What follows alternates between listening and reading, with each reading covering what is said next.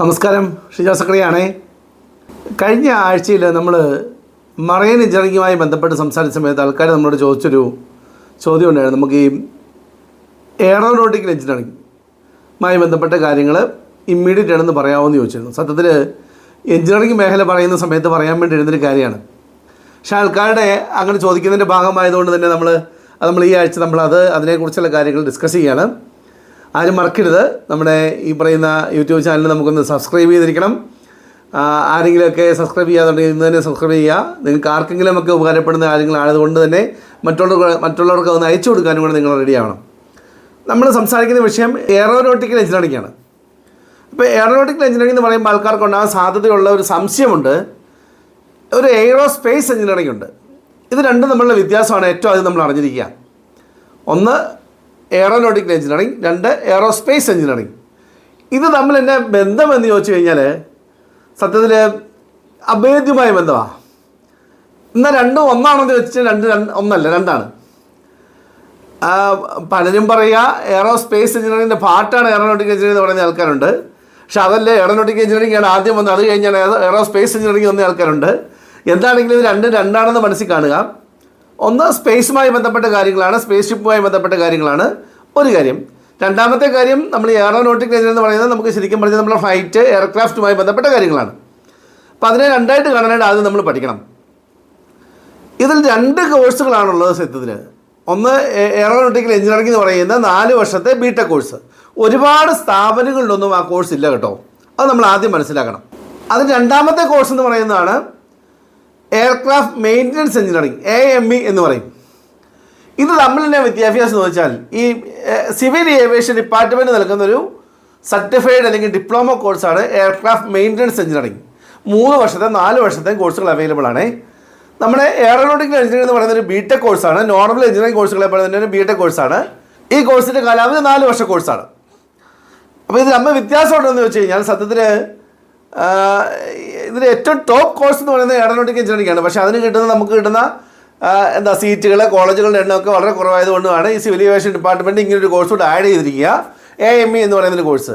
അത് 2 കോഴ്സ് മോശമായിട്ട് കാണണ്ട. പക്ഷേ ഫിസിക്സ്, മാത്തമാറ്റിക്സ് ഒക്കെ എടുത്ത് പഠിച്ചിരിക്കുന്ന ആൾക്കാരെ സംബന്ധിച്ചിടത്തോളം ഫസ്റ്റ് ഓപ്ഷൻ എന്തായിട്ട് മാറണം? എയറോനോട്ടിക്കൽ എഞ്ചിനീയറിംഗ് ആവണം. എയർക്രാഫ്റ്റുമായി ബന്ധപ്പെട്ട കാര്യങ്ങളാണെങ്കിൽ രണ്ടാമതൊരു ഓപ്ഷനായിട്ട് AME എന്ന് പറഞ്ഞാൽ എയർക്രാഫ്റ്റ് മെയിൻ്റനൻസ് എഞ്ചിനീയറിംഗ് എന്ന് പറയുന്ന ഒരു ഫോം എന്ന് പറഞ്ഞാൽ മെയിൻ്റനൻസുമായി ബന്ധപ്പെട്ട കാര്യങ്ങളാണ്. അതിൻ്റെ 3 വർഷത്തെ 4 വർഷത്തെ കോഴ്സുകൾ അങ്ങനെ നമ്മൾ മനസ്സിൽ കാണുക. എയർക്രാഫ്റ്റ് മെയിൻ്റനൻസ് എഞ്ചിനീയറിംഗ് എന്ന് പറയുമ്പോൾ ഇതിനെക്കുറിച്ചുള്ള പഠനമാണെന്ന് ചോദിച്ചു കഴിഞ്ഞാൽ ഒന്ന് ഡിസൈനാണ്. എയർക്രാഫ്റ്റ് ഡിസൈനുകൾ വരുന്നുണ്ട്, അതുപോലെ തന്നെ ഡെവലപ്മെൻറ്റ്സ്, ഡിസൈൻസ്, അതുപോലെ തന്നെ ഈ പറയുന്നതിൻ്റെ പ്രൊഡക്ഷനുമായി ബന്ധപ്പെട്ട കാര്യങ്ങൾ. ഇനി രണ്ടാമതൊരു കാര്യങ്ങൾ നമ്മൾ ഓർക്കേണ്ട കാര്യം, ഇത് ഈ മേഖലയിൽ ജോലി കിട്ടാൻ വേണ്ടി നമുക്ക് ഈ എയറോനോട്ടിക്കൽ എഞ്ചിനീയറിംഗ് തന്നെ പഠിക്കണമെന്ന് നിർബന്ധമില്ല. മുൻപ് മറൈൻ എഞ്ചിനീയറിംഗ് കാര്യം പറഞ്ഞാൽ തന്നെ ഈ പറയുന്ന ഇലക്ട്രോണിക്സ് എഞ്ചിനീയറിംഗും ഇലക്ട്രിക്കൽ എഞ്ചിനീയറിംഗും മെക്കാട്രോണിക്സും മെക്കാനിക്കൽ എഞ്ചിനീയറിംഗ് കഴിഞ്ഞ ആൾക്കാർക്കൊക്കെ ഈ മേഖല ജോലി കിട്ടാൻ സാധ്യതയുണ്ട്. പക്ഷേ ഇതിനു വേണ്ടി തന്നെ ഡിസൈൻ ചെയ്തിരിക്കുന്ന ഒരു മേഖലയാണ് എന്ത്?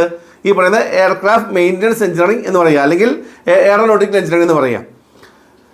ഇതിൽ നമ്മൾ ശ്രദ്ധിക്കേണ്ട കാര്യം, നമ്മുടെ 3 വർഷത്തെ കോഴ്സിൽ നമുക്ക് പോകാം, അല്ലെങ്കിൽ 4 വർഷത്തെ കോഴ്സിൽ നമുക്ക് പോകാൻ സാധിക്കും.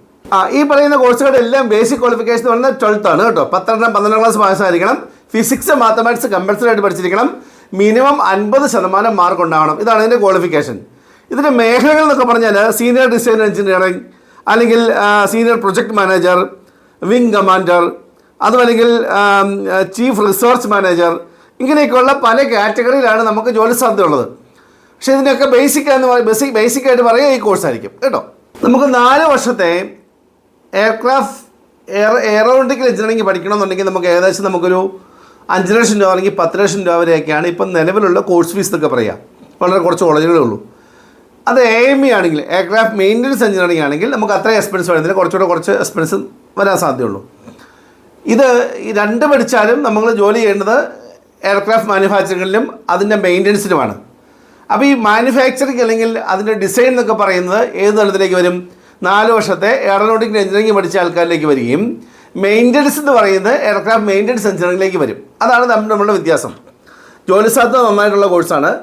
നമുക്ക് ഈ മേഖലയോട് താല്പര്യമുള്ള ആൾക്കാരാണെങ്കിൽ എന്ന് പറഞ്ഞാൽ ഇപ്പോൾ നമ്മളൊക്കെ കേരളത്തിൽ ജീവിക്കുന്നവർക്കാണല്ലോ, കേരളത്തിൽ തന്നെയാണ് ഈ ജോലി വേണ്ടതെന്നൊക്കെ പറഞ്ഞു കഴിഞ്ഞാൽ നമുക്ക് അതിനകത്ത് പ്രാക്ടിക്കൽ ബുദ്ധിമുട്ടുണ്ട്. കാരണം നമുക്ക് അങ്ങനെയുള്ള സ്ഥാപനങ്ങൾ വളരെ കുറവാണ് ഇവിടെ. അപ്പോൾ കേരളത്തിന് വെളിയിൽ, ഇന്ത്യക്ക് വെളിയിലൊക്കെ ജോലി ചെയ്യാൻ സാധ്യതയുള്ളതാണെങ്കിൽ സാധ്യതയുള്ള കോഴ്സാണ്. ഒരു എഞ്ചിനീയറിംഗ് കോഴ്സുകളിലെ ഒരു സ്പെഷ്യലൈസ്ഡ് കോഴ്സായിട്ട് നമുക്കിതിനെ കാണാനായിട്ട് സാധിക്കണം. നോർമൽ എഞ്ചിനീയറിംഗ് കോഴ്സിന് അപ്പുറത്തേക്ക് കുറച്ചുകൂടെ വ്യവസ്ഥായികമായിട്ടുള്ള, അല്ലെങ്കിൽ കുറച്ചുകൂടെ എന്താ പറയുന്നത്, നമ്മൾ കുറച്ചുകൂടെ സ്പെഷ്യലൈസ്ഡ് ആയിട്ടുള്ളൊരു കോഴ്സാണ്. ഒരു പക്ഷേ എഞ്ചിനീയറിംഗ് കോഴ്സുകളിലെ ഏറ്റവും പഴയ സ്പെഷ്യലൈസ്ഡ് കോഴ്സുകളൊന്നാണ് എയർക്രാഫ്റ്റ് അല്ലെങ്കിൽ എയറോനോട്ടിക് എഞ്ചിനീയറിംഗ് അല്ലെങ്കിൽ എയർക്രാഫ്റ്റ് മെയിൻ്റനൻസ് എഞ്ചിനീയറിംഗ് എന്ന് പറയുന്നത് ഈ കോഴ്സുകളാണ്. ധാരാളം സാധ്യതകൾ നമുക്കുണ്ട്. ഒരുപാട് ഓപ്പർച്യൂണിറ്റി നമുക്ക് വേൾഡ് വൈഡായിട്ട് വരുന്നൊരു മേഖലയാണ്. ഒരു ശമ്പളം ഒക്കെ നോക്കി കഴിഞ്ഞാൽ അതിനൊരു ഈ പറയുന്ന ഒരു പെർ ആനം ഒരു 4 ലക്ഷം രൂപ തുടങ്ങി 15 ലക്ഷം രൂപ വരെയൊക്കെ ആണ് ഇതിൻ്റെ ഒരു നോർമൽ ആയിട്ടുള്ള ഒരു എന്താ പറയുന്നത് സാലറി പാക്കേജൊക്കെ നോക്കുക. അത് നമ്മൾ ജോലി ചെയ്യുന്ന സ്ഥാപനത്തിൻ്റെയും കമ്പനികളുടെയൊക്കെ വ്യത്യാസമായിരിക്കും. ഈ മേഖലയുടെ ഏറ്റവും വലിയ ഗുണം എന്താണെന്ന് ചോദിച്ചു കഴിഞ്ഞാൽ, ഇത് ഇൻ്റർനാഷണലി ഏറ്റവും ഡെവലപ്ഡ് ആയിട്ട് വരുന്ന മേഖലയാണ് ഈ എയർലൈൻ മേഖല. അതിലെ ടെക്നിക്കൽ വിഭാഗം കൈകാര്യം ചെയ്യുക, അല്ലെങ്കിൽ അതിൻ്റെ മെയിൻ്റനൻസ്, അല്ലെങ്കിൽ അതിൻ്റെ രൂപകൽപ്പന ചെയ്യുക, ഡിസൈൻ ചെയ്യുക, രൂപകൽപ്പന ചെയ്യുക, അതിൻ്റെ ഇലക്ട്രിക്കൽ ഇലക്ട്രോണിക്സ് സംഗതി ഉണ്ടാക്കുക, ഏറ്റവും പുതിയ ടെക്നോളജികൾ ആഡ് ചെയ്യുക, ഇതൊക്കെയാണ് ഈ മേഖലയിൽ നമ്മൾ ചെയ്യേണ്ടത്. അപ്പോൾ ആ രീതിയിൽ മുന്നോട്ട് പോകാൻ പറ്റുന്ന ആൾക്കാരാണെങ്കിൽ വളരെ നല്ലൊരു കോഴ്സാണ്. നേരത്തെ പറഞ്ഞ തന്നെ +2 കഴിഞ്ഞ് മാത്തമാറ്റിക്സ് ഫിസിക്സ് കഴിഞ്ഞ ആൾക്കാർക്കാണ് സാധ്യത കൂടുതൽ. അവർക്ക് മാത്രമേ പറ്റുള്ളൂ. 50% മാർക്ക് ഉണ്ടായിരിക്കണം. ഒരു എഞ്ചിനീയറിംഗ് കോഴ്സിലെ ഒരു സ്പെഷ്യലൈസ്ഡ് കോഴ്സായിട്ട് നിങ്ങൾക്ക് പോകാൻ താല്പര്യമുണ്ടെങ്കിൽ, അത് ഈ മേഖലയിലാണെങ്കിൽ, ലോകത്തെവിടെയും പ്രത്യേകിച്ച് ഇന്ത്യയിൽ എവിടെയും ജോലി ചെയ്യാൻ താല്പര്യം നിൽക്കുന്നുണ്ടെങ്കിൽ ഈ കോഴ്സ് പഠിച്ചു കഴിഞ്ഞാൽ അതിനുള്ള ജോലി സാധ്യത എപ്പോഴും ഉണ്ടായിരിക്കും. വീണ്ടും നമുക്ക് അടുത്ത ആഴ്ച കാണാം. Thank you very much.